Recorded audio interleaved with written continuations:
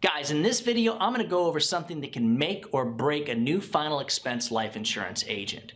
When and how to draft the premium for your client's life insurance policy correctly. Next.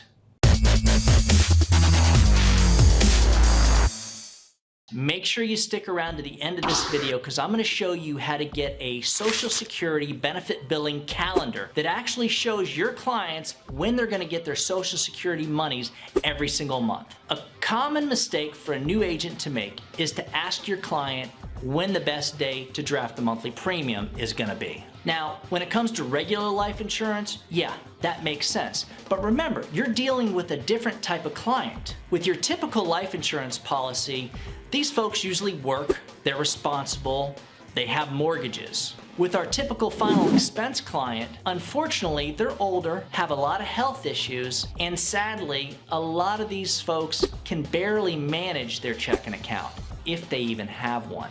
Think about it. Does it make sense to ask somebody who's not financially stable when they want the insurance company to do the bank draft? Of course not. The typical drafting dates are going to be the 1st, the 3rd, the 2nd, 3rd, or 4th Wednesday of each month. When a final expense client tells you, oh, don't draft it on the 3rd, the money may not be there. Go ahead and wait till the 5th to draft it. You got to explain to them how it really works. You see, what happens is they don't always get their money on the same day. So they will tend to get mixed up and think that it comes late sometimes, when the simple fact is it's either going to be on time or it's going to come early. So if they get their Social Security money on the 1st or the 3rd, and that 1st or 3rd falls on a Saturday or a Sunday, they're actually going to get that deposit put into their checking account a day or two early. In other words, they'll get it on Friday. That mixes things up and it tends to confuse a lot of our clients. You've got to make sure